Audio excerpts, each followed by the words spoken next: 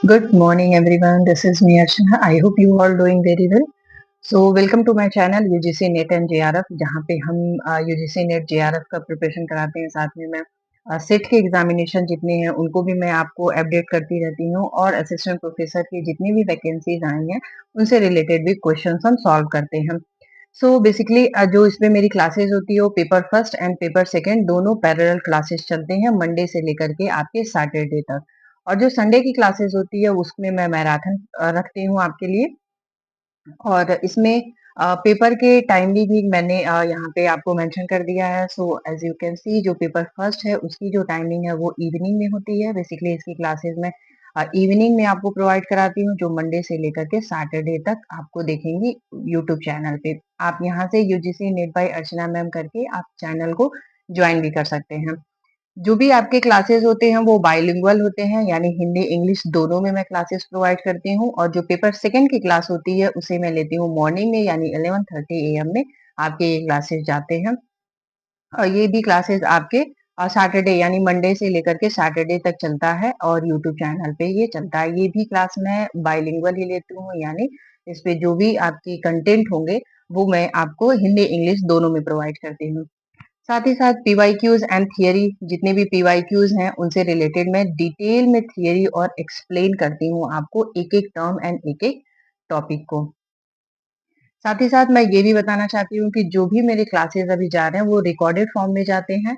अभी मैं live classes नहीं प्लान कर रही हूँ। सो आगे जो फ्यूचर में मैं लाइव क्लासेस भी आपका लूंगी, लेकिन अभी जो हमारे क्लासेस है वो रेगुलर वो रिकॉर्डेड फॉर्म में जा रहा है।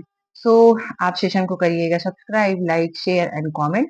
And I hope everything is fine. And let's start with the very first question, that is the जो हमने सेकेंड पेपर में क्लोज किया था, जितने भी हमने क्वेश्चन सॉल्व किए थे वो 50 क्वेश्चन सॉल्व किए थे। तो रेस्ट ऑफ द क्वेश्चन जो है हम आज सॉल्व करेंगे।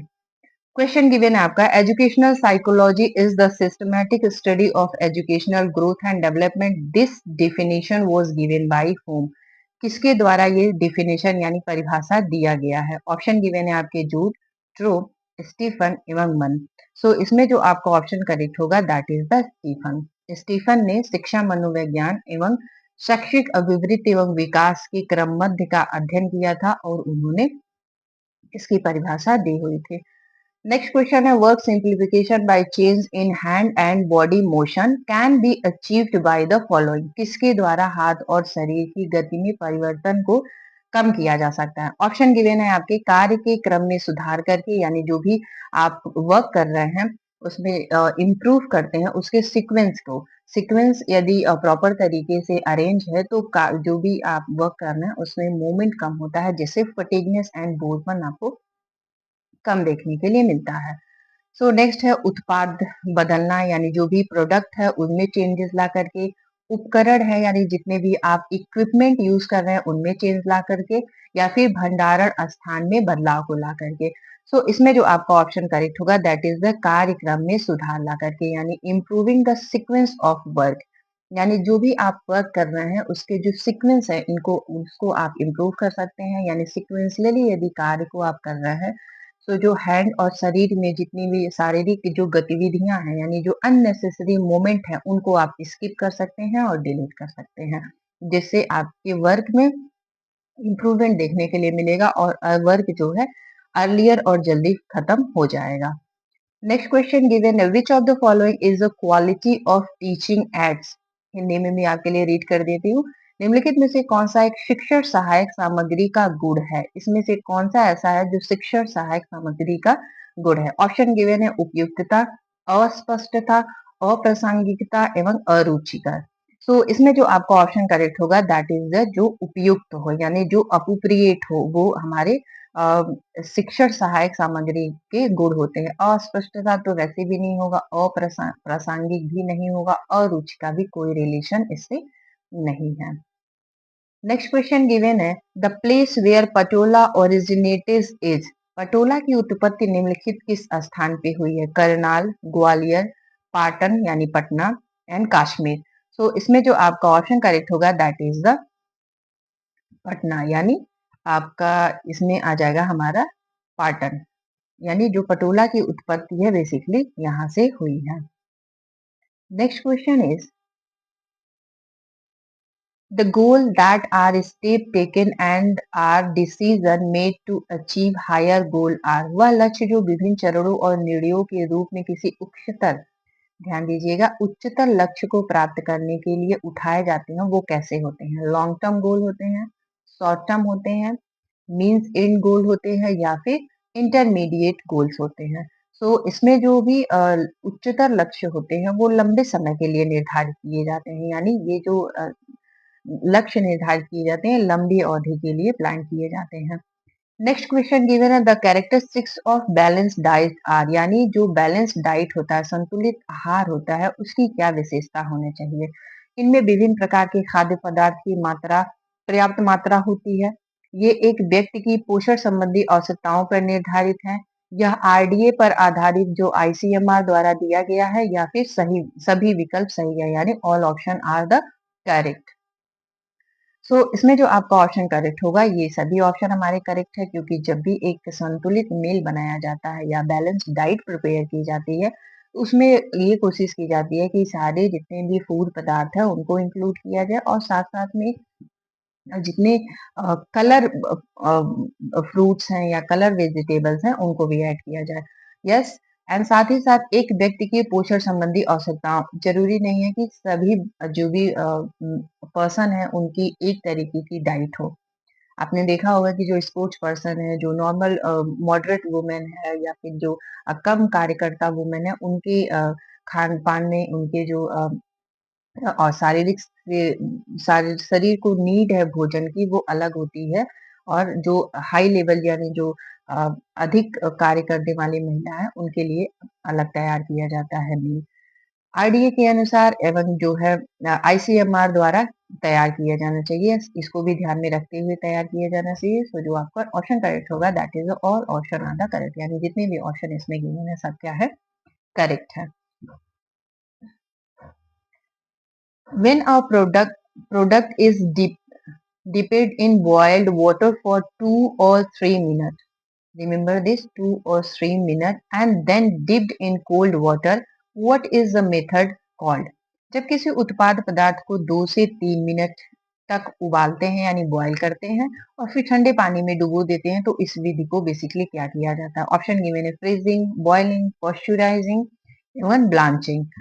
इसमें जो आपका ऑप्शन करेक्ट होगा that is the blanching. Blanching में बेसिकली क्या होता है कि पहले 2 से 3 मिनट के लिए वाटर को बॉईल किया जाता है और उसमें जो भी फ्रोजन आपके आइस क्यूब्स हैं उन्हें डाल दिया जाता है। उसके बाद से उसमें कोई भी जो भी भोज्य पदार्थ है उसे डाला जाता है। तो बेसिकली जो ब्लांचिंग की जाती है वो की जाती है जो सॉरी टोमेटो है, टोमेटो की ब्लांचिंग बेसिकली की जाती है। इसमें जो फ्रीजिंग है, बॉइलिंग है, पॉस्चराइजेशन है, इनको मैंने डिटेल में यहाँ पे डिस्क्राइब किया हुआ है, सो मैं आपको यहाँ से समझाऊंगी। As you can see, freezing is a good method of preserving food by boiling its temperature to below freezing point. This slow down the movement of molecule and prevent the growth microorganism. यानी freezing तब होता है जब बिल्कुल जो है 0 point यानी minus में टेम्परेचर हो जाता है और इसमें जो भी माइक्रो ऑर्गेनिज्म है, जो बैक्टीरिया है, उनका ग्रोथ रुक जाता है और बढ़ता नहीं है आगे। नेक्स्ट है water boiling points. Water boiling points basically क्या होता है, तो 212 Fahrenheit, which means 100 degrees Celsius at a sea level. However, the boiling point of water decrease at a evolution increases. So basically जो वाटर की boiling point होती है वो हमारे 100 डिग्री सेल्सियस होती है, जिसमें कुछ भोज्य पदार्थ को बॉईल करके बनाया जाता है। इसमें मैंने मेंशन भी किया हुआ है कि क्या सेफ टेम्परेचर होने चाहिए एक कुक फूड के लिए। So as you can see 145 degree Fahrenheit होना चाहिए यदि आप कोई पोक बना रहे हैं या रेड मीट बन रहा है या फिर कोई सी फूड्स है उन्हें आप बना रहे हैं, तो 145 डिग्री फ़ारेनहाइट जो होता है टेम्परेचर वो सेफ माना जाता है। 160 फ़ारेनहाइट टेम्परेचर पे जो ग्राउंड मीट है या फिर एग से रिलेटेड एग की जितनी डिशेज हैं वो हमारे 160 फ़ारेनहाइट पे बनाई जाती हैं, जो सेफ टेम्परेचर है। 165 पे आप चिकन एंड कोई पोल्ट्री से रिलेटेड जो भी चीजें बन रही है वो हमारी 165 में बनाई जाती है। Pasteurisation is a food preservation process that use that the kill harmful bacteria and extend shelf life. Pasteurisation से बेसिकली जो भी हार्मफुल बैक्टीरियाज हैं उन्हें किल किया जाता है और जो भी फूड पदार्थ है, जो भी भोज्य पदार्थ है उसकी सेल्फ लाइफ को इंक्रीज किया जाता है, एक्सटेंड किया जाता है। अब पॉस्चराइजेशन में भी कुछ टाइप्स ऑफ पॉस्चराइजेशन होते हैं। फॉर एग्जांपल आपके मैंने यहाँ पे मेंशन किया हुआ है wet pasteurization basically 63 degree Celsius होता है विच मीन्स 145 डिग्री फ़ारेनहाइट। इसमें जो बेसिकली भोज्य पदार्थ को रखा जाता है वो 30 मिनट के लिए रखा जाता है। नेक्स्ट है हाई टेम्परेचर शॉर्ट टाइम, यानी इसमें बेसिकली हाई टेम्परेचर होता है और टाइमिंग शॉर्ट होती है। सो इसमें जो भोज्य पदार्थ को रखा जाता है वो 72 डिग्री सेल्सियस होता है, यानी 161 डिग्री फ़ारेनहाइट। यानी इसमें जो भोज्य पदार्थ है उन्हें 50 सेकेंड के लिए रखा जाता है। हायर हीट शॉर्टर टाइम, यानी हाई हीट देकर के शॉर्ट टाइम के लिए रखा जाता है। इसमें जो टेम्परेचर होता है 89 degree Celsius which means 191 degree Fahrenheit. इसमें बेसिकली 1 सेकेंड के लिए यानी 1 सेकेंड के लिए बेसिकली फूड पदार्थ जो भी भोज्य पदार्थ है उनको रखा जाता है। अल्ट्रा पॉस्चराइजेशन में होता है हमारा 138 डिग्री सेल्सियस यानी 280 डिग्री फ़ारेनहाइट और इसमें 2 सेकेंड के लिए भोज्य पदार्थ को रखा जाता है। नेक्स्ट क्वेश्चन आपका गिवन है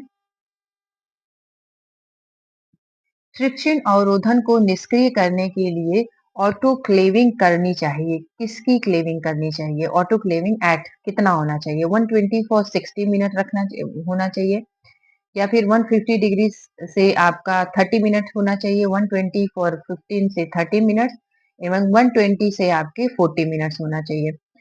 इसमें जो बेसिकली रखा जाता है वो हमारा हो जाता है आपका इसमें आ जाएगा 120 डिग्री सेल्सियस जो रखा जाता है 15 से 30 मिनट के लिए। नेक्स्ट क्वेश्चन इसमें गिवन है लिमिटेशन यानी अनुकरण, अनुकूल परीक्षण और त्रुटि विधि आदि के उदाहरण सीखने के तरीके किसमें आते हैं? सामाजिक विकास, मनोवैज्ञानिक विकास, व्यक्तिगत विकास एवं भावनात्मक विकास। इसमें जो आपका ऑप्शन करेक्ट होगा दैट इज द भावनात्मक विकास। नेक्स्ट क्वेश्चन गिवन है गृह विज्ञान का क्षेत्र जो लोगों के साथ जुड़ने पर संबंधित है वो क्या होता है? मानव शिक्षा, मानव संबंध, मानव विकास एवं मानव परिस्थितिकी, यानी human education, human relationship, human development and human ecology. इसमें जो आपका ऑप्शन करेक्ट होगा दैट इज द जो ह्यूमन विकास यानी मानव विकास। दहामा 1965 ने विस्तार दर्शन के संबंध में निम्नलिखित बिंदु पर प्रकाश डाला था। किस पे बेसिकली उन्होंने प्रकाश डाला था? स्वयं सहायता लोग सबसे बड़ा संसाधन है। उपरोक्त दोनों यानी ये जो दोनों गिवन है या इनमें से कोई नहीं। इसमें जो आपका ऑप्शन करेक्ट होगा यानी both are the correct option, यानी दोनों, यानी इसमें सेल्फ हेल्प और जो जो लोग सबसे बड़ा संसाधन यानी जो पीपल है वो सबसे बड़ा सोर्स है। ये दाहमा के द्वारा माना गया था। नेक्स्ट आपका क्वेश्चन गिवन है वह अवस्था जब बच्चा केवल खुद से प्यार करता है क्या कहलाती है? Is the stage when baby loves only himself, यानी वो खुद से करता है। हेटेरोसेक्सुअल स्टेज, होमोसेक्सुअल स्टेज, आत्ममुग्ध चरण या फिर ओडिपस स्टेज। ओडिपस मैंने इससे पहले भी बताया था कि जो ओडिपस है ये बेसिकली फैलिक एसिड जब बच्चा फैलिक स्टेज में होता है तो उसके अंदर ये जो है कॉम्प्लेक्स जनरेट होते हैं। ये बेसिकली एक सेक्सुअल कॉम्प्लेक्स है जो जिसमें बॉय जो है अपने मदर की तरफ अट्रैक्ट होता है, जिसे फ्रायड ने ओडिपस कहा था। और जो फीमेल है यानी जो गर्ल है वो बेसिकली अपनी फादर फादर की तरफ अट्रैक्ट होती है, जिसे फ्रायड ने इलेक्ट्रो कॉम्प्लेक्स बताया था। इसमें जो आपका ऑप्शन करेक्ट होगा दैट इज द आत्ममुग्ध चरण। नेक्स्ट क्वेश्चन निम्नलिखित मानवीय संसाधन नहीं है। इसमें हमें रिमेम्बर रखने वाली ध्यान रखने वाली बातें ये है the following is the not. इसमें पूछा है कि क्या ह्यूमन रिसोर्स नहीं है इसमें से? प्रॉपर्टी, एनर्जी, नॉलेज एवं स्किल। इसमें जो आपका ऑप्शन करेक्ट होगा दैट इज द प्रॉपर्टी, यानी एनर्जी है, नॉलेज है, स्किल है, लेकिन जो आपकी प्रॉपर्टी है ये ह्यूमन रिसोर्स में नहीं आता है। नेक्स्ट क्वेश्चन आपका गिवन है educational psychology is termed as, यानी शिक्षा मनोविज्ञान को कहा जाता है। क्या कहा जाता है? शुद्ध मनोविज्ञान, मौलिक मनोविज्ञान, आधारभूत मौलिक विज्ञान या फिर अनुपयुक्त। Pure psychology, fundamental psychology, basic psychology एवं अप्लाइड साइकोलॉजी। सो ये बेसिकली हमारा होता है अप्लाइड साइकोलॉजी। प्रदर्शन डैश एक उदाहरण है किसका? जब भी कोई एक प्रदर्शन किया जाता है, यानी demonstration is a example of, जब भी एक डेमोन्स्ट्रेशन किया जाता है वो किस लेवल पे होता है, वो किसका उदाहरण है? इंडिविजुअल, ग्रुप अप्रोच है या फिर मास यानी बड़ी पॉपुलेशन को डेमोन्स्ट्रेशन के द्वारा बताया जाता है? तो ये ऑप्शन आपका गलत हो जाएगा। Field approach. सो इसमें जो आपका ऑप्शन करेक्ट होगा that is the group approach. Individual स्तर पे भी नहीं होता है, फील्ड अप्रोच भी नहीं होता है, यानी जो ये काम करता है वो समूह संपर्क यानी ग्रुप अप्रोच होता है। निम्नलिखित में से कौन सा करघे का एक भाग है जिसके बीच में एक छेद या आंख वाला तार होता है? रिमेम्बर दिस, छेद व आंख वाला तार पूछ रहा है, जिसके माध्यम से ताना का सूत पिरोया जाता है। ऑप्शन गिवन है हिल्ड सॉफ्ट, हार्नेस, शटल एवं रीड।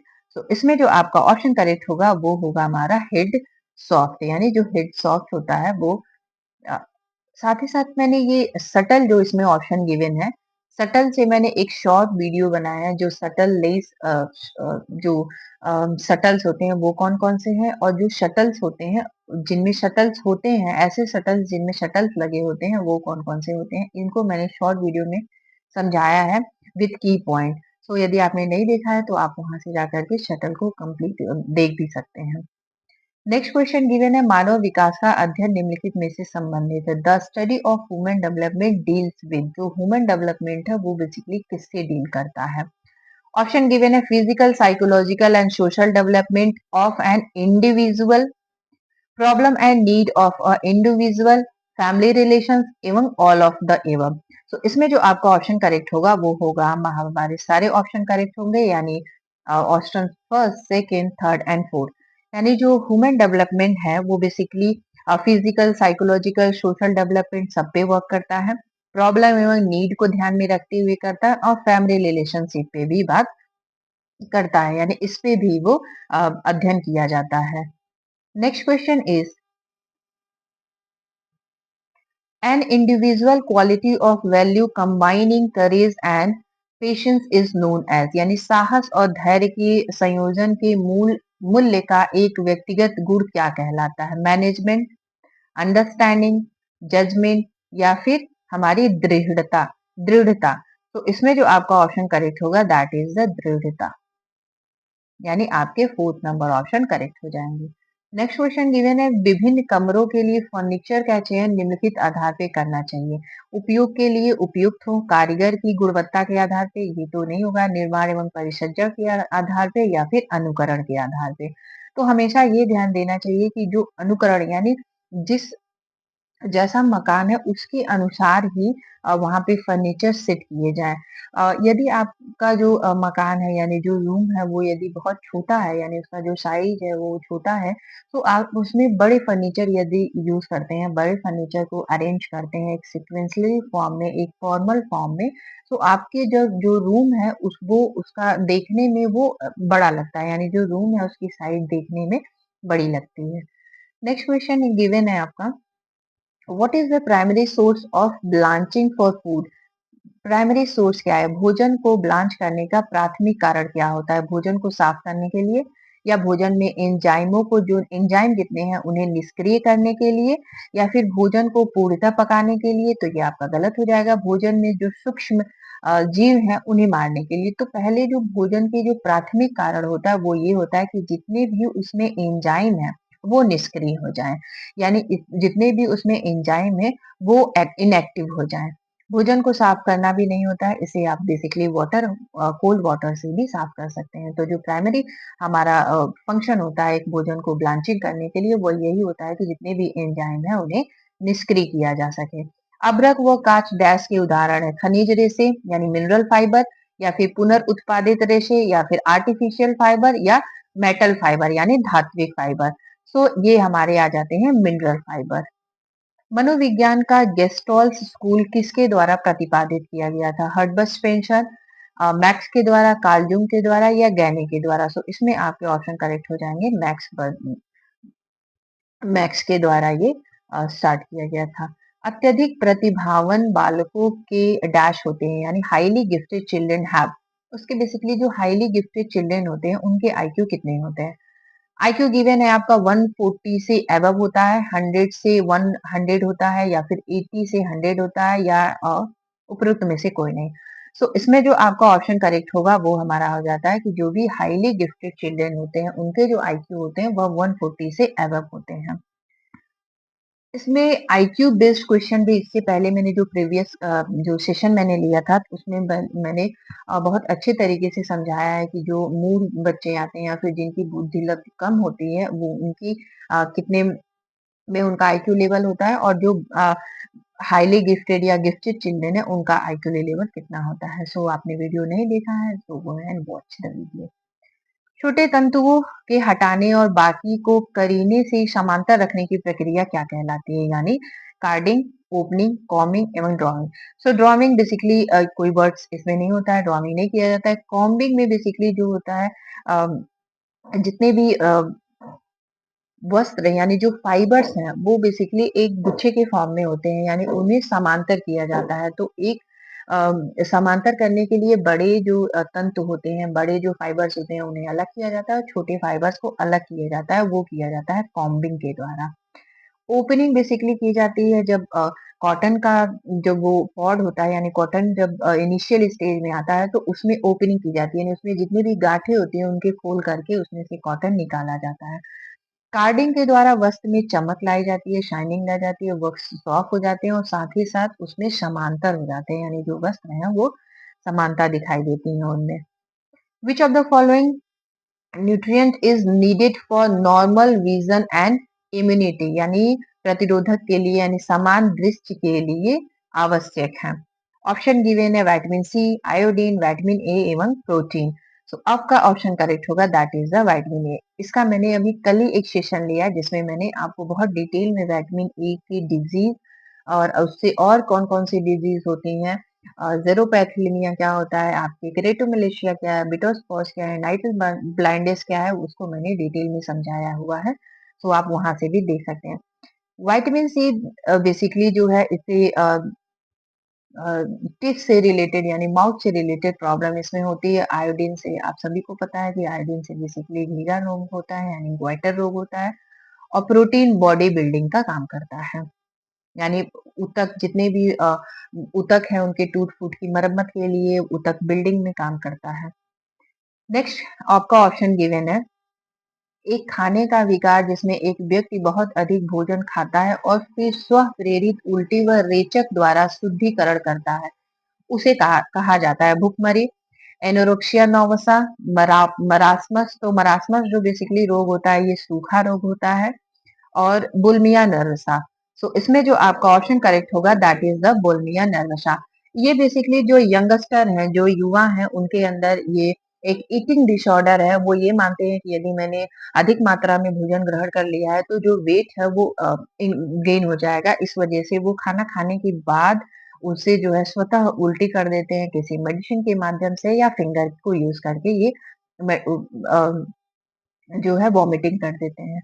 इसमें एक ऑप्शन और गिवन है आपका एनोरेक्सिया नर्वसा। एनोरेक्सिया नर्वसा भी एक ईटिंग डिसऑर्डर है जिसमें जो युवा है उन्हें लगता है कि उन्होंने ज्यादा मात्रा में भोजन को ग्रहण कर लिया है तो वो भोजन के ग्रहण से हटते हैं।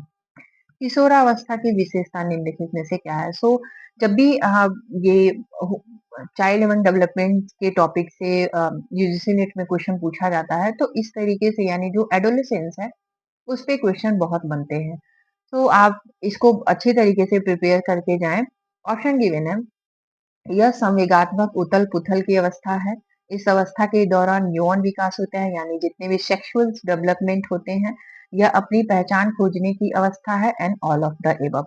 तो इसमें ये सारी चीजें होती हैं, यानी संवेगात्मक उथल पुथल यानी जो इमोशनल कंट्रोल है वो नहीं होता है। यहाँ पे जो है सेक्सुअल डेवलपमेंट होते हैं, इंट्रैक्शंस होते हैं, अपोजिट सेक्स के प्रति लगाव हो जाता है, और अपनी पहचान खोजने में यानी आइडेंटिफाई करते हैं खुद को, अपनी पहचान बनाने के लिए भी अग्रसर रहते हैं। नेक्स्ट क्वेश्चन, एक गृहिणी जो सतर्कता पूर्वक परिवार के लिए भोजन की योजना बना रही है यानी वो प्लानिंग कर रही है, इसमें कौन से मानव संसाधन का उपयोग कर रही है, money, knowledge, time and material. तो इसमें जो आपका ऑप्शन करेक्ट होगा दैट इज द नॉलेज यानी ज्ञान। क्योंकि यहाँ पे ध्यान से देखेंगे आप तो पूछा है ह्यूमन रिसोर्स। तो ह्यूमन रिसोर्स में मनी नहीं आता है, टाइम नहीं आता है, कोई किसी भी प्रकार का मटेरियल सामग्री पदार्थ नहीं आता है, वो आता है हमारा नॉलेज यानी ज्ञान। नेक्स्ट क्वेश्चन गिवन है जांच योजना को नियंत्रित करने के लिए किस चरण में की जाती है, यानी जो जांच है यानी जो चेकिंग की जाती है किसी भी प्लानिंग को करने से पहले उसकी एक बार मॉनिटरिंग की जाती है, उसकी चेकिंग की जाती है, तो वो कौन सा चरण है? फर्स्ट फेज है, सेकेंड फेज है, थर्ड फेज है या फोर्थ फेज है?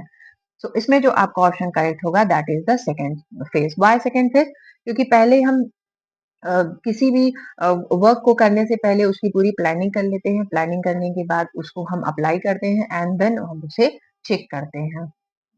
नेक्स्ट क्वेश्चन गिवन है काल्पनिक श्रोता दर्शक संबंधित है, किससे संबंधित होते हैं? सेंसरी मोटर स्टेजेस, एडोलेसेंस या फिर कॉन्क्रीट ऑपरेशनल स्टेज या pre operational stage?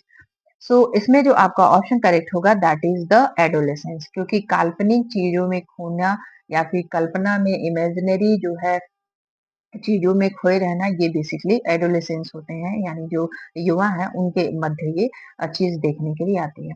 Sensory motor stage वो होता है जब बच्चा बिल्कुल इनिशियल स्टेज में होता है, यानी 0 से लेकर के हमारा 2 ईयर की स्टेज में है, तो 2 ईयर में है तो वो सेंसरी मोटर स्टेज में आ जाता है। वयस्कों में vitamin D deficiency is adult is called, यानी वयस्कों में जो विटामिन डी डिफिशियंसी होती है उसे हम क्या कहते हैं? ऑप्शन आपके गिवन है रिकेट्स, नो। Osteomalacia, yes. जो ऑस्टोमलेशिया है वो बेसिकली बड़ों में जो होता है विटामिन डी की कमी से होती है, उन्हें ऑस्टोमलेशिया एवं ऑस्टोपोरोसिस कहते हैं।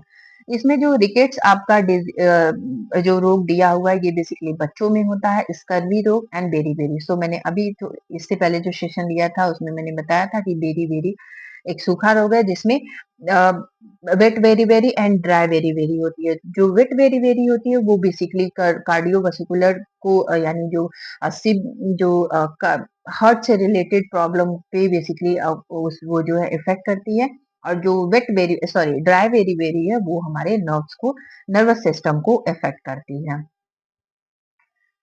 इसमें नेक्स्ट क्वेश्चन आपका गिवन है 2020 आईएनएन आईसीएमआर के अनुसार एक सामान्य भारतीय महिला के प्रोटीन की प्रस्तावित, तो आप हम जो पढ़ेंगे वो लेटेस्ट वाला पढ़ेंगे, तो इस क्वेश्चन को हम लोग कर देंगे ड्रॉप, क्योंकि 2020 से क्वेश्चन अभी नहीं आएंगे, तो जो क्वेश्चन आएंगे वो हमारे 24 से आएंगे, क्योंकि आरडीए का 24 आ गया। आरडीए ने 24 को लॉन्च कर दिया है जिसमें हम नेक्स्ट सेशन में मैं उसको आपको कवर करा दूंगी।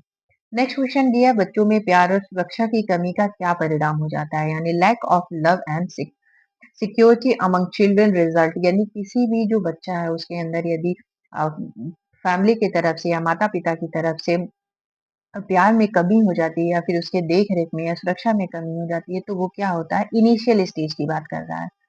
सो अंगूठा चूसना यानी थम थम सकिंग, या फिर अत्यधिक क्रोध, ज्यादा एंगर हो जाना, या फिर किसी भी प्रकार का फियर हो जाना, या विनाशकारी विचार। तो इसमें बेसिकली जो इनिशियल स्टेज में बच्चे के अंदर ये चीजें डेवलप हो जाती हैं वो हो जाती हैं थम सकिंग का। प्रसार शिक्षा के लिए विराट संपर्क निम्न में से किया जाता है, यानी यदि हम एक्सटेंशन एजुकेशन कर रहे हैं मास लेवल पे, यानी एक बड़ी जनसंख्या को हम एजुकेट कर रहे हैं या बड़ी जनसंख्या में किसी भी प्रसार शिक्षा को लागू करना है, तो क्या जो इसमें कौन सा ऐसा मीडिएटर है जो उनके लिए सुटेबल होगा? एजुकेशनल टूर यानी शैक्षिक यात्रा, डेमोन्स्ट्रेशन, तो अभी अभी हमने पढ़ा है जो डेमोन्स्ट्रेशन है वो बेसिकली ग्रुप के लिए यूज किया जाता है, और शैक्षिक यात्रा पे हम हर किसी को नहीं ले जा सकते हैं। Radio and all of the एवम। सो इसमें जो आपका ऑप्शन करेक्ट होगा that is the radio. Radio के द्वारा हम एक मास लेवल की जनसंख्या को शिक्षित कर सकते हैं, या फिर मास लेवल की जनसंख्या जो है उसमें प्रसार शिक्षा को फैला सकते हैं, उसका प्रचार प्रसार कर सकते हैं, क्योंकि जो मास अप्रोच होता है, मास लेवल पे जो कम्युनिकेशन होता है या मास लेवल पे जो शिक्षा प्रोवाइड की जाती है, वो उसमें जो पॉपुलेशन होती है वो हिट्रोजेनियस होती है, यानी उनके बीच में असमानता होती है, होमोजेनियस नहीं होते हैं। सो इसमें हमारा 20 ईयर का कोई यंग मैन भी हो सकता है, हमारी 16 ईयर की कोई वुमेन हो सकती है, या कोई अदर ट्रांसजेंडर हो सकते हैं। इन सभी को हमें शिक्षित करना होता है, यानी इन सभी को बताना होता है। So radio is the best approach जो एक्सटेंशन एजुकेशन में किया जा सकता है। ड्वाकरा स्टैंड फॉर, बेसिकली पूछा है कि ड्वाकरा का फुल फॉर्म क्या होता है। Development of women children in regional area, यानी जो क्षेत्रीय क्षेत्र हैं उनमें। Development of women and children in rural area, development of women and children in rural area, department sorry department of women and children in rural anganwadis. So basically जो ड्वाकरा का full form है वो है development of women and children, जो rural area के लिए काम करता है। ये रीजनल एरिया यानी जो क्षेत्रीय क्षेत्र है उनके लिए नहीं, बेसिकली ये ग्रामीण विकास में जो महिलाएं हैं, बच्चे हैं, उनके लिए ये काम करता है। नेक्स्ट क्वेश्चन गिवन है, कैम्ब्रिक तथा पॉपलिन में प्रयुक्त बुनाई कौन सी है। ट्विल, प्लेन, बास्केट एवं सैटिन। तो कल का जो मैंने सेशन लिया था उसमें मैंने 1 बाय 1 ट्वेल्व वीविंग क्या है, प्लेन वीविंग क्या है, बास्केट वीविंग क्या है, सैटिन वीविंग क्या है, विथ मैंने फिगर के द्वारा आपको समझाया हुआ है। सो आप वहां से इसको कवर कर सकते हैं। आज मैं आपको सिर्फ डायरेक्ट इसका आंसर बताऊंगी। सो जो कैम्ब्रिक है और पॉपलिन है ये बेसिकली प्लेन बुनाई के द्वारा की जाती है। नेक्स्ट क्वेश्चन हमारा गिवन है, यौन प्रजनन आर्थिक एवं शैक्षणिक परिवार के 4 बुनियादी कारक किसके द्वारा सुझाए गए हैं। बेल, वोगेल, मॉडेक एवं बेल्विन। तो इसमें जो आपका ऑप्शन करेक्ट होगा that is the third number. इस तरीके के जो क्वेश्चन दिए गए हैं, यानी किसी की इसमें डेफिनेशन दी गई है या किसी के द्वारा कोई कोटेशन दिया गया है, किसी के द्वारा जो है थ्योरी डेवलप की गई है, तो इस तरीके के क्वेश्चन बेसिकली सेट के एग्जाम के लिए बहुत इंपॉर्टेंट होते हैं। नेक्स्ट क्वेश्चन गिवन है, यदि किसी व्यक्ति को अपने कार्यस्थल से वेतन के अतिरिक्त मुफ्त आवास, यानी उसे वेतन भी मिल रहा है और साथ में मुफ्त आवास जैसे अतिरिक्त लाभ मिलते हैं, तो वो किस प्रकार की आय में आ जाती है। यानी वेतन भी मिल रहा है और उसे आवास भी दिया गया है, ये किस में आ जाएगा। Money income, real direct income, real indirect income या साइकिक इनकम। सो इस प्रकार के जो इनकम होते हैं वो रियल इनडायरेक्ट इनकम होते हैं, यानी वास्तविक अप्रत्यक्ष आय। किस रंग में चमक या निरसता का तात्पर्य निम्न से है। यू, यू हमारा एक कलर, यानी जो प्योर कलर है उसे हम यू बोलते हैं। मूल्य, तीव्रता। तो इसमें जो आपका ऑप्शन करेक्ट होगा दैट इज द तीव्रता, यानी उसकी इंटेंसिटी कैसी है वो देखते हैं। नेक्स्ट क्वेश्चन गिवन है, government of India launch the national goitre control programme in the year, यानी जो नेशनल जो इंडियन गवर्नमेंट है उसने ग्वाइटर प्रोग्राम यानी ग्वाइटर को कंट्रोल करने के लिए जो प्रोग्राम लॉन्च किए थे वो कब किए थे। 1965, 1964, 1963 एवं 1962। तो बेसिकली जो ये प्रोग्राम आया था वो हमारा 1962 में आया था। नेक्स्ट क्वेश्चन गिवन है, लोगों का एक समूह है जो एक भौगोलिक क्षेत्र में रहता है। ध्यान रखेंगे एक भौगोलिक क्षेत्र की बात कर रहा है, जीवन यापन करते हुए अपने उद्देश्यों और रुचि रखता है, यानी दूसरे में रुचि रखता है। वो क्या होता है, ऑर्गेनाइजेशन, कम्युनिटी, फैमिली एवं ग्रुप। तो इस तरीके का जो होती है वो होता है समुदाय। समुदाय एक बेसिकली भौगोलिक क्षेत्र में रहता है और एक दूसरे में रुचि रखते हैं। उनमें जो भी कार्यक्रम किए जाते हैं वो सबकी सहभागिता एवं सबकी आवश्यकता अनुसार किया जाता है ताकि सबके लिए वो सुटेबल हो। इनमें से कौन सी अधिनियम के अंतर्गत दो अलग अलग धर्मों एवं अथवा समुदायों के व्यक्ति के बीच विवाह के अनुष्ठान एवं रजिस्ट्रीकरण के प्रावधान दिए गए हैं। यानी किसी का इंटरकास्ट मैरिज हो रहा है तो उसके प्रावधान दिए गए, यानी वहां से रजिस्ट्री का प्रावधान दिया गया है। ऑप्शन गिवन है, the special marriage act 1954, the Indian भारतीय ईसाई विवाह अधिनियम 1872, यानी हामा यानी हिंदू विवाह अधिनियम 1955, या पारसी विवाह विवाह विच्छेद अधिनियम 1936। सो इसमें जो आपका ऑप्शन करेक्ट होगा दैट इज द विशेष विवाह अधिनियम 1954। नेक्स्ट क्वेश्चन गिवन है, प्राकृतिक रेशों में सम्मिलित किए जाते हैं। पूछ रहा है बेसिकली नेचुरल फाइबर कौन कौन से हैं। Cotton, linen, nylon, nylon and Dacron एवं कॉटन, कॉटन, लिनन एवं सिल्क, सिल्क, नायलॉन एवं रेयॉन। सो इसमें जो आपका बेस्ट ऑप्शन होगा वो हमारा हमारा हो जाएगा कॉटन, लिनन एंड सिल्क। ये बेसिकली नेचुरल फाइबर्स में आ जाते हैं। अग्रिम व्यवस्थापक प्रतिमान किस सिद्धांत पर आधारित है। ऑप्शन गिवन है, थियरी ऑफ इन्फोर्समेंट, अपूर्ण अर्थपूर्ण शाब्दिक अधिगम का सिद्धांत, अनुबंध का सिद्धांत, अभिप्रेरण का सिद्धांत। तो ये बेसिकली हमारा आया था अर्थपूर्ण शाब्दिक अधिगम का सिद्धांत।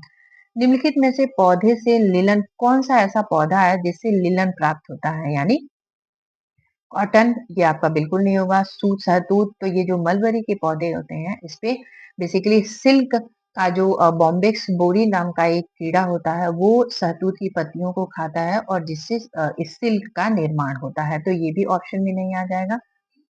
सॉरी, क्वेश्चन नहीं होगा, आंसर नहीं होगा आपका। फ्लैक्स एवं नारियल। सो नारियल से भी बेसिकली नहीं मिलता है। नारियल से भी जो एक बेसिकली इससे रस्सी वगैरह यानी जितनी भी रस्सी बनाई जाती है वो नारियल की उसकी जो छाल होती है उससे बनाई जाती है। सो इसमें जो आपका ऑप्शन करेक्ट होगा दैट इज द फ्लैक्स।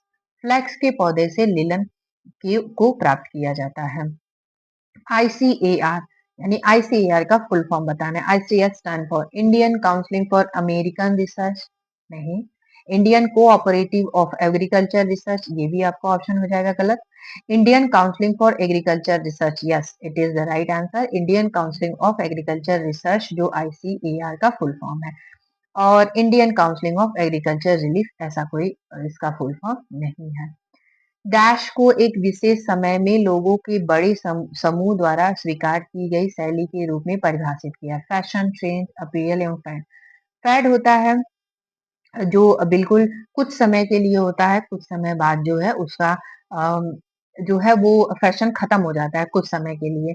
और ट्रेंड, ट्रेंड यानी होता है कि कोई भी फैशन बिल्कुल ट्रेंड पे है। फॉर एग्जांपल इस तरीके का बनता है ये फैशन चक्र जिसमें यहाँ पे यदि किसी फैशन है तो वो बिल्कुल ट्रेंड पे है। अपीयल एवं फैड, फैड मैंने आपको बता ही दिया है। सो इसमें जो आपका ऑप्शन करेक्ट होगा that is the fashion, that is the fashion. Next question given है। डैश ने यह सुझाव दिया कि इड ईगो सुपर ईगो की बात कर रहा है। तो बेसिकली फ्रायड ने ये बताया है कि इड ईगो सुपर ईगो कैसे conscious and on consciously work करता है। सो जो ये बेसिकली बताया गया है कि व्यक्तिगत पर्सनालिटी डेवलपमेंट के लिए बताया गया है। तो ये सिगमंड फ्रायड ने दिया है। जिन पियाजे ने कॉग्निटिव डेवलपमेंट थियरी दी है और एरिक एरिकसन ने आपके साइकोसेक्सुअल थियरी दी है। सो जो सिगमंड फ्रायड है इन्होंने ही स्टेजेस बताए हैं। इसमें इसमें सॉरी जो एरिक एरिकसन है इन्होंने साइको सोशल थियरी दी है। यानी एरिक एरिकसन ने आपके साइको सोशल और सिगमंड फ्रायड ने साइको सेक्सुअल थियरी दी है। साथ में इन्होंने पर्सनालिटी डेवलपमेंट के बारे में भी बताया है कि इड कैसे unconsciously, ego consciously and super ego जो है कॉन्शियसली वर्क करता है। निम्नलिखित में पदों का कौन सा सक्रिय अनुबंध से संबंधित नहीं है? ऑप्शन गिवन है। सोपिंग, अंतर्दृष्टि, पुनर्बलन एवं विलोपन, रेनफोर्समेंट एवं विलोपन। तो इसमें जो आपका ऑप्शन करेक्ट होगा दैट इज द अंतर्दृष्टि। नेक्स्ट क्वेश्चन इज निम्नलिखित में से कौन सा जॉनसन एवं जॉनसन द्वारा पहचाना गया सहकारी अधिगम का एक तत्व है? ऑप्शन गिवन है आपके। आभासी अंतःक्रिया, सकारात्मक अंत्योदय, जवाबदेही की कमी या संचार में यानी लेस ऑफ कम्युनिकेशन। सो इसमें जो आपका ऑप्शन करेक्ट होगा that is the second number यानी सकारात्मक पॉजिटिव अंत्योदय आश्रय। पैनल चर्चा के दर्शकों का सामना करने वाले जो अर्धवित्र में कुल कितने विशेषज्ञ बैठते हैं? यानी जो पैनल होती है उसमें कितने विशेषज्ञ होते हैं? 2 से 4, 4 से 6, तो इस तरीके का नहीं होता है। 8 से 6 आपने कोई पैनल नहीं दिया। यदि आपने कोई पीएचडी एंट्रेंस टेस्ट क्वालिफाई किए होंगे तो उसमें यदि आपने इंटरव्यू को फेस किया होगा तो आपने देखा होगा तो उसमें बेसिकली 4 से 6 पैनल बैठी होती है। वो आपसे क्वेश्चन पूछती है और आप वहां पे आंसर करते हैं। सो जो पैनल होती है वो बेसिकली 4 से 6 होती है। यानी सेकेंड ऑप्शन हमारा हो जाएगा करेक्ट। नेक्स्ट वन इज चिकनी फिनिश के साथ कपड़े का उत्पाद करने के लिए आवश्यक प्रारंभिक प्रक्रिया में से एक है। क्या क्या क्या है? सिजिंग, ब्लीचिंग, कैटरिंग एवं इम्बॉसिंग यानी नक्काशी। सो इसमें जो आपका ऑप्शन करेक्ट होगा वो हमारा सीजिंग। सीजिंग के द्वारा चिकनी और फिनिशिंग यानी जो एसेंशियल प्रॉपर्टीज है वो लाई जाती है। यानी जो कपड़ा होता है इसमें स्मूथ हो जाता है क्योंकि उसके ऊपर जितने भी जब भी एक कपड़ा या जो एक फैब्रिक है वो बन के आता है, कपड़ा नहीं उसे हम फैब्रिक ही बोलेंगे। जब वो बाहर निकल के आता है तो वो बिल्कुल रॉ फॉर्म में होता है। यानी उसके ऊपर कुछ लेयर्स होते हैं जिन्हें कट किया जाता है और कट करने के बाद उसके ऊपर जो है एक फिनिशिंग लाई जाती है जिसे हम सीजिंग कहते हैं। ब्लीचिंग के द्वारा जब कपड़ा कपड़े में किसी भी प्रकार का कोई येलोइश कपड़ा है या किसी भी प्रकार का कपड़ा है, उसमें ब्लीचिंग के द्वारा व्हाइटनेस लाया जाता है, यानी उसमें सफेदी लाई जाती है। टिटरिंग के द्वारा बेसिकली कपड़े कपड़े में जो फैब्रिक है उसमें उसकी सतह को समतल किया जाता है और उसमें जितने भी अननेसेसरी चीजें हैं, जितनी भी डस्ट है, उन सभी को हटाया जाता है और उसमें सीधा किया जाता है। एम्बॉसिंग के द्वारा यानी जो नक्काशी है, इसके द्वारा जो कपड़े हैं यानी जो क्लॉथ है यानी जो फैब्रिक है, उसमें तरह तरह के डिजाइन क्रिएट किए जाते हैं, आपके नक्काशी की जाती है। आप किसी भी प्रकार की एम्बॉसिंग इसमें लहरेदार हो सकता है आपका या फिर वर्टिकल हो सकता है, किसी भी इसमें जो है एम्बॉसिंग की जाती है। नेक्स्ट क्वेश्चन गिवन है आपका, while planning space distribution for a residentials, the following point should be kept in mind that the house should not have. आवास के लिए स्थान वितरण की योजना बनाते समय निम्नलिखित में से नहीं होना चाहिए। रिमेम्बर दिस, नहीं होना चाहिए। बाहरी दृश्य के साथ घर के भीतर एकांतता, फर्नीचर, दरवाजे एवं खिड़कियों के उचित स्थापन, समय और ऊर्जा की बर्बादी को कम करने के लिए संघन कार्य क्षेत्र, कमरों के आकार आयताकार होने की जगह वर्गाकार होना चाहिए। इसमें बेसिकली जो हमारा ऑप्शन करेक्ट होगा दैट इज द कमरों के, सॉरी यस, कमरों के आकार जो होने चाहिए वो आयताकार होने चाहिए, यानी रेक्टेंगल होने चाहिए, स्क्वायर रूम होना चाहिए, रेक्टेंगल रूम होना चाहिए। नेक्स्ट क्वेश्चन गिवन है, ICA stand for computer assistant intelligence या फिर computer analyse intelligence, computer assistant instructions, computer analyse instructions. तो इसमें जो आपका ऑप्शन करेक्ट होगा that is the computer assistant instructions, यानी कंप्यूटर असिस्टेंट इंस्ट्रक्शंस। समेकित बाल विकास योजना यानी the integrate child development scheme was launch कब आया था? So as we all know, ये जो आया था वो हमारा 1975 में आया था, इसमें 1973 नहीं। ये क्वेश्चन कई बार पूछ चुका है और यूजीसी नेट में भी ये क्वेश्चन रिपीटेड फॉर्म में आप देखेंगे तो आपको पूछा जाता है। इसमें बेसिकली जो इंटरग्रेटेड चाइल्ड डेवलपमेंट स्कीम है यानी जो सर्विस है, इसमें जितने भी इन्फेंट चाइल्ड है या फिर जो गर्भवती महिला है, उनकी वैक्सीनेशन से लेकर के उनके बच्चे के टीकाकरण एवं जो गर्भवती महिला है उसकी टीकाकरण, सारी व्यवस्था इसमें की जाती है और रेफरल की भी सुविधा इसमें दी जाती है। सो बेसिकली ये बच्चे और महिलाओं के लिए कार्य करता है। Next question is, first institutions imparting home science education in India was established in। Bharat में गृह विज्ञान शिक्षा प्रदान करने वाला पहला स्थान कौन सा था, संस्थान कौन सा था? इसमें आपके ऑप्शन गिवन है 1932, 1933, 1934, 1935। इसमें जो आपका ऑप्शन करेक्ट होगा दैट इज द 1932 में बेसिकली इंडिया में होम साइंस से एजुकेशन दिया जाने लगा।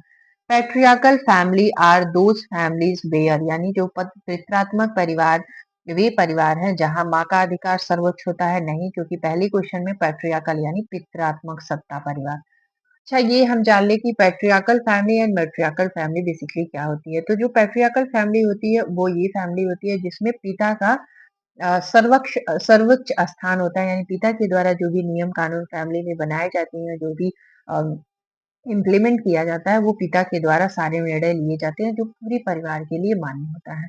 पैट्रियार्कल फैमिली में माता के द्वारा अधिकार लिए जाते हैं और पूरी फैमिली के लिए मान्य होते हैं।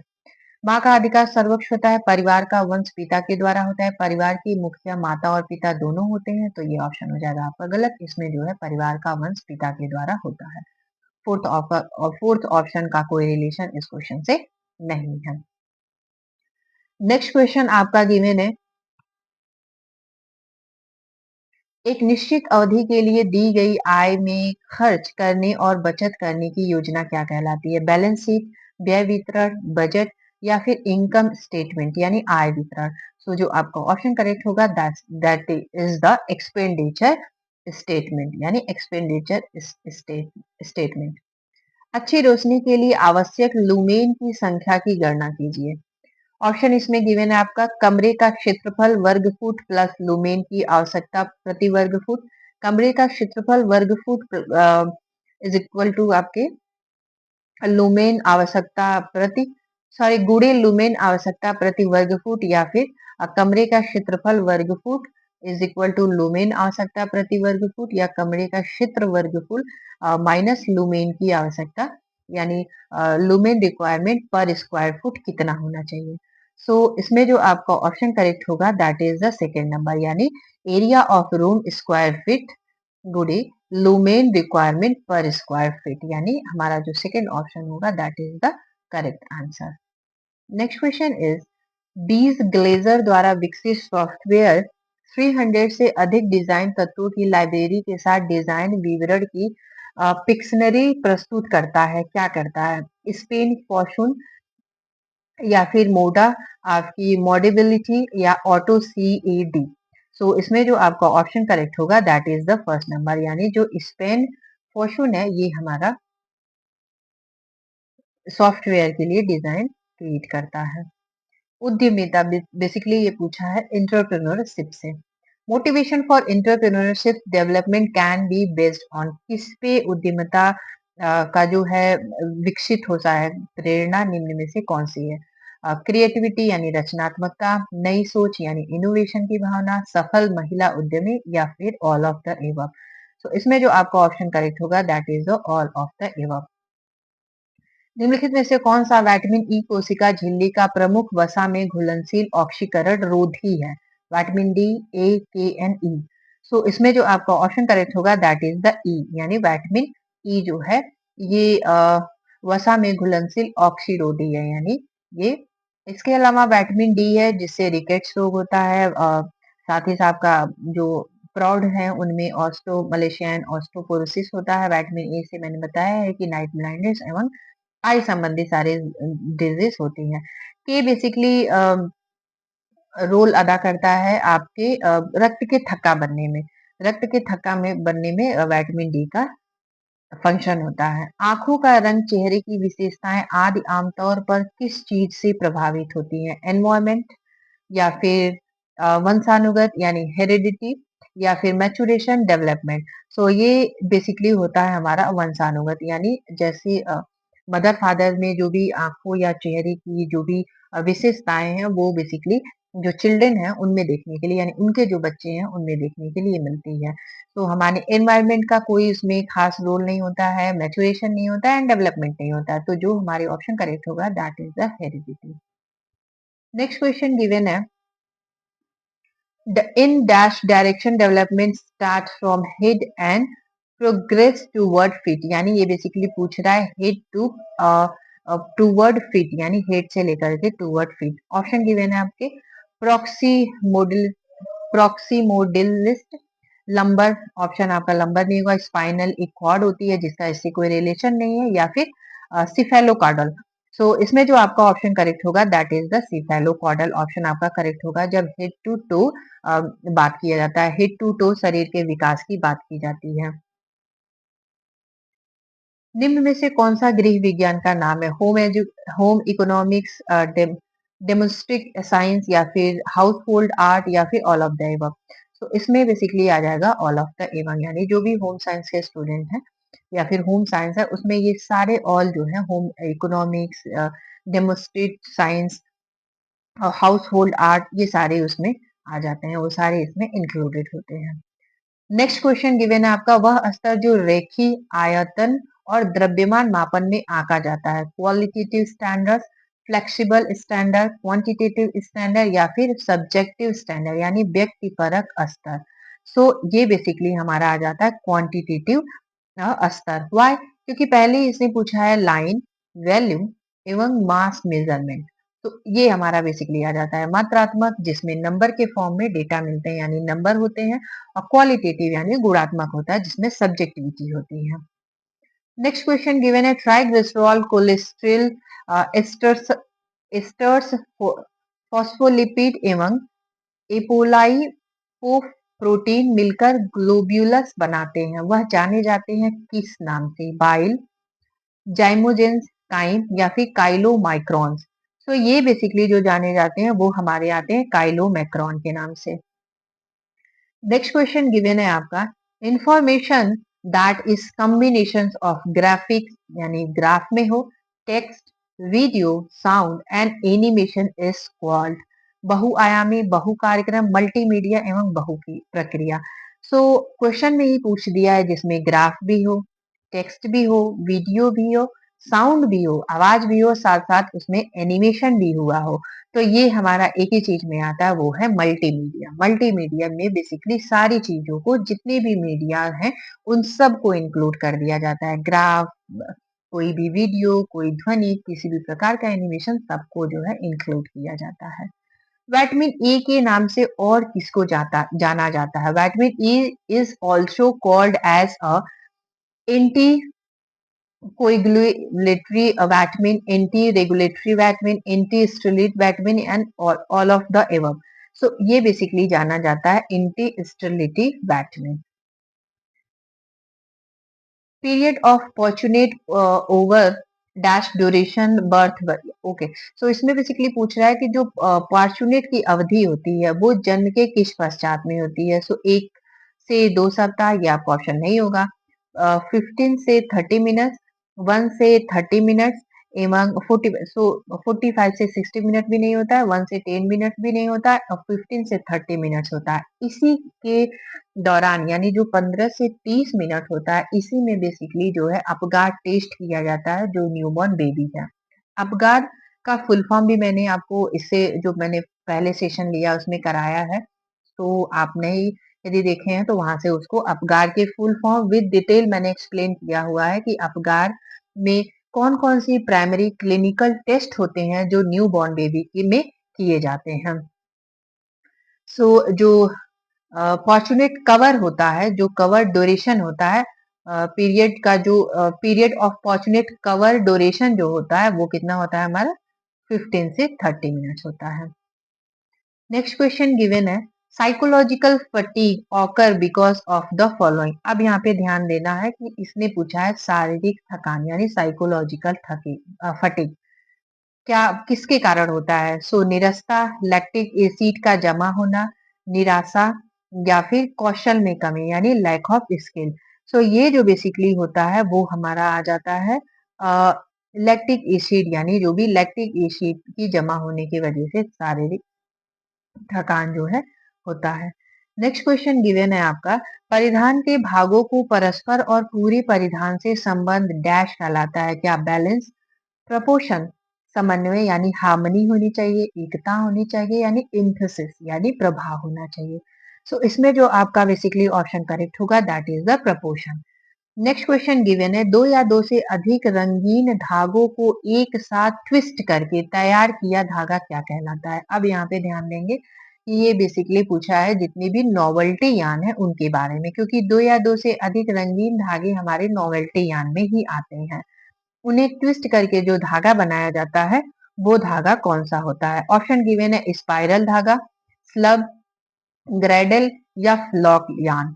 सो इसमें हमारा जो ऑप्शन करेक्ट होगा दैट इज द ग्रेडल धागा। इसे हम समझेंगे यहाँ से। Okay, so as you can see मैंने यहाँ पे डाला है जितने भी फैंसी वॉलेटरी, जो भी फैंसी यान है उनको मैंने डाला है। सो आप, मैंने फिगर इसलिए मेंशन किया है सो दैट आप अच्छी तरीके से आइडेंटिफाई कर पाए कि ये कौन कौन से बेसिकली यान है जो इसके अंतर्गत आते हैं। So as we can see flock yarn कुछ इस तरीके से होता है, एज वी कैन सी यहाँ पे ऐसे गिवन है, और ये बिल्कुल राउंड राउंड शेप में आया हुआ है।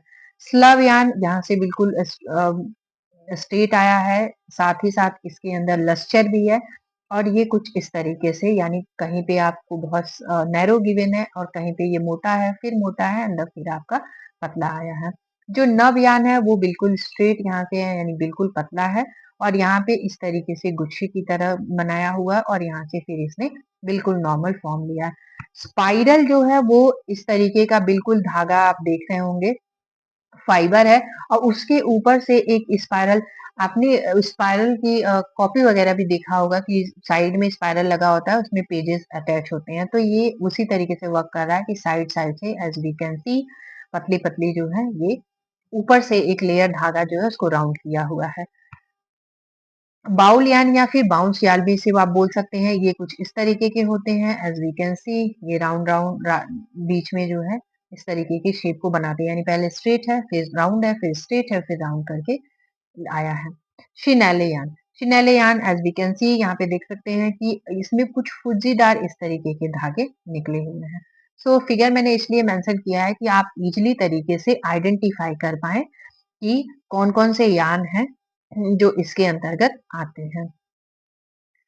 नेक्स्ट क्वेश्चन है वसा में घुलनशील विटामिन जो रक्त संकदन के लिए जरूरी है। सो इसमें पहले ही बोल दिया है कि ये बेसिकली फैट सॉल्युबल विटामिन है जो ब्लड के कोलेजन में बेसिकली परफॉर्म करता है, सॉरी, ब्लड के कोलेजन में परफॉर्म करता है। Vitamin A, no, D, E and K. तो अभी इसके पहले भी जो क्वेश्चन थे आपके उसमें मैंने बताया है कि जो रक्त के कोलेजन में यानी रक्त के थक्का बनने में जो कार्य करता है वो होता है विटामिन के। और ये भी जानना जरूरी है कि ये बेसिकली हमारा फैट सॉल्युबल होता है, यानी ये हमारा फैट सॉल्युबल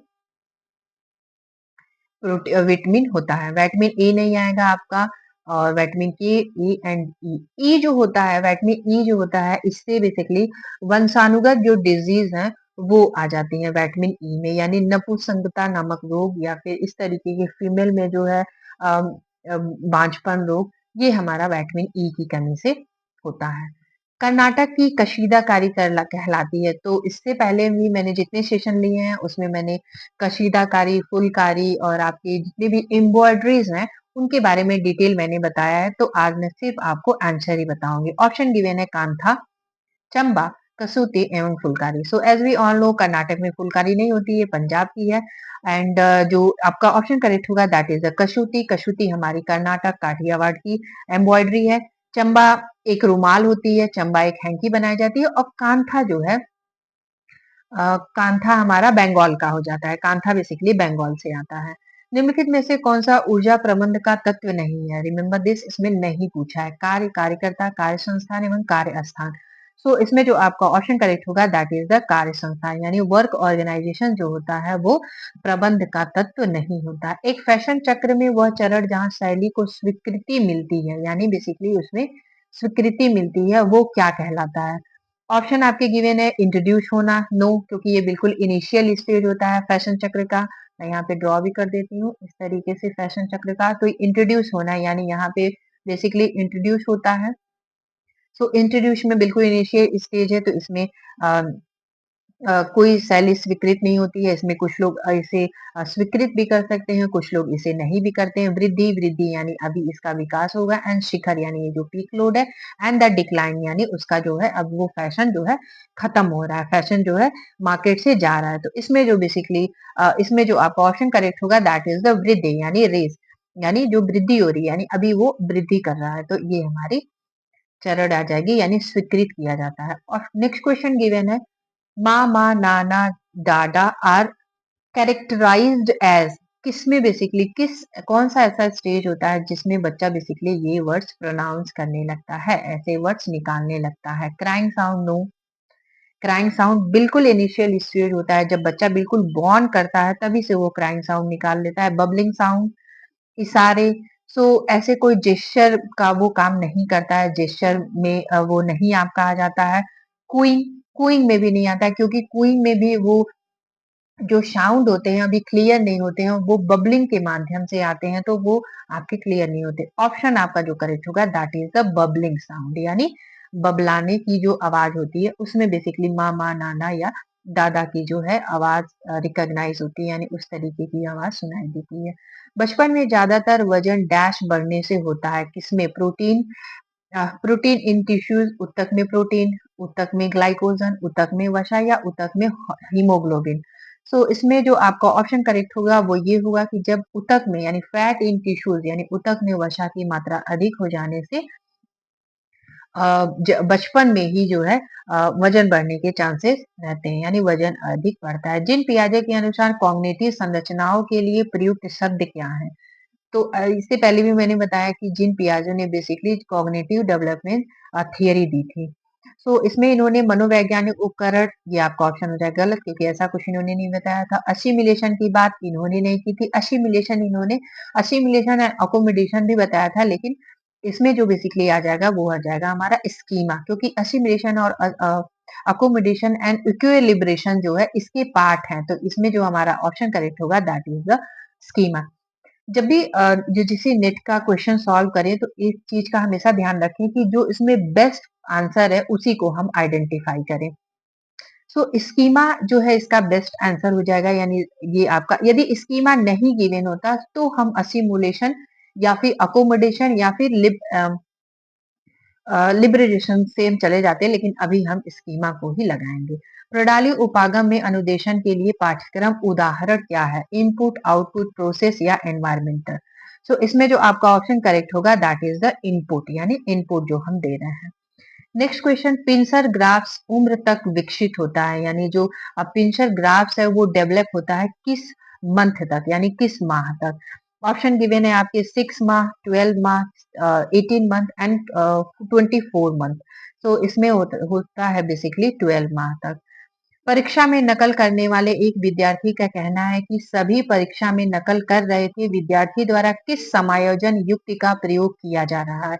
यानी सबने नकल की तो उसने भी जो है नकल किया है। ऑप्शन गिवन है प्रतिगमन, दाता प्रतिमीकरण, प्रक्षेपण या फिर उत्तराधिकरण, यानी सब्लिमेशन।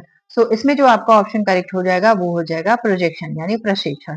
भुनने और पकाने की एक संयुक्त विधि है, यानी कौन सी ऐसी विधि है? ये आपको ध्यान रखने वाली बात है कि कौन सी ऐसी विधि है जिसमें बेसिकली भुना भी जाता है और पकाया भी जाता है, यानी उसकी रोस्टिंग भी की जाती है और स्टीविंग भी की जाती है। तो पोचिंग, पोचिंग अभी हमने कवर किया है, तो पोचिंग में बेसिकली इस तरीके की क्रिया नहीं की जाती है। पोचिंग जो है अंडे पे किया जाता है, यानी ये जो क्रिया होती है इसमें वाटर को बॉयल किया जाता है टेम्परेचर पे और उसमें अंडे को तोड़ करके डाला जाता है और उससे अभी जो अंडा जो है प्रॉपर पका भी नहीं होता है और उसे हम बाहर निकालते हैं, तो वो पोचिंग कहलाती है।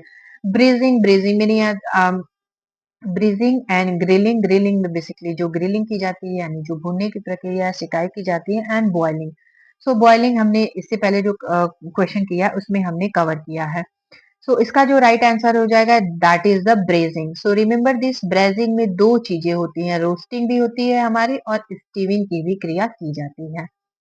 नेक्स्ट क्वेश्चन, वनस्पति मूल के खाद्य पदार्थों में कौन सा पानी में घुलनशील विटामिन उपस्थित नहीं होता है? थायमिन, फोलिक अम्ल, फोलिक एसिड या फिर साइनोकोबाल्मिन जिसे हम विटामिन बी 12 भी कहते हैं या फिर पायरोडॉक्सिस। तो ऑप्शन जो आपका करेक्ट होगा दैट इज द साइनोकोबाल्मिन, यानी विटामिन बी 12 जो पानी में घुलनशील विटामिन नहीं है। कठपुतली के प्रकार है, हैंड कठपुतली, types of puppet, hand puppet, sting puppet, root puppet एवं रॉड एवं shadow puppets and all of the above. तो इसमें सारे पपेट्स आपके आ जाते हैं, यानी जो ऑप्शन करेक्ट होगा that is the all of the above. So जो ये पपेट्स होते हैं इनसे बेसिकली समाज में एक जो भी मैसेज पहुंचाने का कार्य किया जाता था, तो ये बेसिकली ट्रेडिशनल ये पपेट्स हैं, इनके द्वारा समाज में अ, जो है किसी भी प्रकार का मैसेज पहुंचाने का काम किया जाता था। तो मैंने इसको यहाँ पे मेंशन किया हुआ है।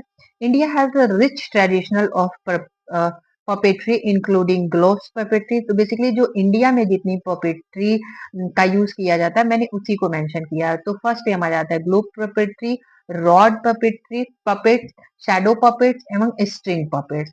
सो हम इनको एक एक, बेसिकली जो इससे क्वेश्चन आता है वो यही आता है कि जो रॉड पपेट्स है वो कहाँ के फेमस है, या फिर स्ट्रिंग पपेट्स कहाँ की फेमस है, या फिर आपकी जो है शेडो पपेट्स है वो कहाँ की फेमस है। तो मैंने यहाँ पे पूरा फिगर वाइज मेंशन कर दिया है। तो एज वी कैन सी, जो यूपी है यानी उत्तर प्रदेश है वहां पे ग्लोव पपेट्स आता है, बिहार में बेसिकली रॉड पपेट्स होती है, असम में जो होता है स्ट्रिंग पपेट्स है। उसके वहां पे जो पपेट्स के बेसिकली नाम होता है वो कुछ इस तरीके से आपको देखने के लिए मिलेगा। जैसे बिहार में जो लोकल लैंग्वेज में बोली जाती है वो होती है हमारी यामपुरी। सो अब यहाँ पे लोकल लैंग्वेज भी मेंशन है, तो आप इसे भी देखते चलिएगा साथ में। मणिपुर में बेसिकली स्ट्रिंग पपेट्स होती है, वेस्ट बंगाल में रॉड पपेट्स यूज की जाती है, उड़ीसा में स्ट्रिंग, शैडो, रॉड तीनों पपेट्स आ जाते हैं, आंध्र प्रदेश में स्ट्रिंग एवं शैडो पपेट्स आ जाते हैं। लोकल लैंग्वेज बेसिकली जो लोकल शब्द यहाँ पे गिवन है वो नहीं पूछे जाते हैं, लेकिन आप याद रखना चाहें तो इसे याद रख सकते हैं, नहीं तो स्ट्रिंग और शैडो इस तरीके के ही पूछे जाते हैं। तमिलनाडु में बेसिकली दोनों आती है, यानी रॉड एवं स्ट्रिंग दोनों आती है। केरला में स्ट्रिंग और ग्लोव पपेट्स आती है। कर्नाटका में स्ट्रिंग एवं शैडो पपेट्स यूज किया जाता है और महाराष्ट्र में स्ट्रिंग एवं शैडो पपेट्स का यूज किया जाता है और साथ ही साथ जो राजस्थान है उसमें स्ट्रिंग पपेट्स का यूज किया जाता है और इन पपेट्स के द्वारा बेसिकली जो है वहां पे मैसेज पहुंचाया जाता है कि जो समाज में किसी भी प्रकार की जानकारी देनी है या किसी भी प्रकार का मैसेज पहुंचाने का ये ट्रेडिशनल मेथड था जो इससे पहले यूज किया जाता था जब टीवी या रेडियो का प्रचार प्रसार नहीं हुआ था तो अभी भी कई जगहों पे इसका यूज किया जाता है किसी नाटक के पर्पज से या किसी मैसेज को समाज तक पहुंचाने के लिए। नेक्स्ट क्वेश्चन गिवन है आपका BCG vaccine is given dash and provided protection against किसके लिए प्रोटेक्शन दिया जाता है और कब दिया जाता है एट बर्थ मिजल्स यानी खसरा के लिए जन्म पर क्षय रोग यानी जो ट्यूबरकुलोसिस है या फिर जन्म से 6 हफ्ते के पश्चात जो है क्षय रोग के लिए जन्म से 6 हफ्ते पश्चात यानी पोलियो के लिए। सो इसमें जो आपका ऑप्शन करेक्ट हो जाएगा वो हमारा हो जाएगा क्योंकि ये तुरंत दिया जाता है जन्म के तुरंत बाद ये दिया जाता है और ये बेसिकली किसके लिए जाता है ट्यूबरकुलोसिस यानी टीबी यानी क्षय रोग के से प्रोटेक्शन के लिए बच्चों को दिया जाता है। नेक्स्ट क्वेश्चन आपका आ जाएगा। मैं ये देख रही थी कि माइक थोड़ी देर बाद जो है ये बंद हो जाता है तो मैं चेक कर रही थी कि ये वर्किंग में है कि नहीं। नेक्स्ट क्वेश्चन इज अंकुरण संबंधी निम्नलिखित कथन कौन से गलत है यानी जो भी अंकुरण होते हैं यानी जर्मिनेशन है इसमें से क्या इनकरेक्ट है। एक स्टार्च को सरल कार्बोहाइड्रेट में परिवर्तित करता है जब जर्मिनेशन होता है तो आवश्यक और गैर आवश्यक अमीनो अम्ल का अनुपात नहीं बदलता है यानी जो एसेंशियल अमीनो एसिड है या फिर नॉन एसेंशियल अमीनो एसिड है इनका जो रेशियो है इनमें कोई बदलाव नहीं आता है। इस प्रक्रिया के दौरान निष्क्रिय एंजाइम जो है सक्रिय हो जाते हैं। यस इट इज जो जो भी जो निष्क्रिय एंजाइम है वो सक्रिय हो जाते हैं। टैनिन और फाइटेट एक प्रक्रिया में टूट जाते हैं यानी जो भी टैनिन है या फिर जो फाइटेट है वो टूट जाते हैं। सो इसमें जो आपका ऑप्शन करेक्ट होगा दैट इज जो आवश्यक और गैर आवश्यक अमीनो अम्ल है उनके अनुपात में कोई परिवर्तन नहीं आता है। ये हमारा इनकरेक्ट हो जाएगा क्योंकि ऑप्शन में इनकरेक्ट पूछा हुआ है। सो इस प्रकार की कोई चीजें नहीं होती हैं जो यदि यहाँ पे करेक्ट पूछता तो ये होता कि यह स्टार्च को सरल कार्बोहाइड्रेट में तोड़ देता है। यस ये कन्वर्ट कर देता है सिंपल कार्बोहाइड्रेट को अ, और इसमें यह प्रक्रिया के दौरान जितने भी निष्क्रिय एंजाइम है उनको सक्रिय कर देता है और टैनिन और फाइटेट की प्रक्रिया को इस प्रक्रिया में जो टैनिन है वो और फाइटेट जो है टूट जाते हैं। नेक्स्ट क्वेश्चन है हरलॉक के अनुसार पूर्व बाल्यावस्था की अवधि क्या होती है। जन्म से 1 वर्ष 1 से 2 वर्ष 7 से 10 वर्ष 2 से 6 वर्ष। सो हरलॉक ने बताया था कि ये जो अवधि होती है ये 2 से 6 वर्ष की बताया है कि जो बाल्यावस्था है यानी जो अर्ली चाइल्डहुड है वो हरलॉक के अनुसार 2 से 6 वर्ष होती है। नेक्स्ट क्वेश्चन गिवन है package of vegetarian food bear symbols यानी जो पैकेट फूड्स होते हैं उनमें जो सिंबल्स गिवन होते हैं वो किनको दर्शाते हैं। ऑप्शन गिवन है आपके भूरा रंग भरा घेरा या डॉट सफेद रंग या भरा घेरा या डॉट लाल रंग या भरा घेरा या डॉट हरा रंग या भरा घेरा या डॉट। तो जो शाकाहारी भोजन के लिए यूज किए जाते हैं वो हमारा होता है हरा रंग भरा घेरा और उसमें एक डॉट होती है। मैंने उसका फिगर यहाँ पे मेंशन किया हुआ है so as we can see. So vegetarian के लिए बेसिकली यूज जो होता है वो इस तरीके का। सो वेजिटेरियन के लिए बेसिकली ये ग्रीन कलर का पूरा बॉक्स बना होता है और उसके अंदर एक सर्कल होता है जो पूरी तरीके से ग्रीन फील्ड होता है। तो ऐसे जो भी फूड पैकेट जिनमें ये वेजिटेरियन का लोगो बना होता है वो ग्रीन कलर से होता है।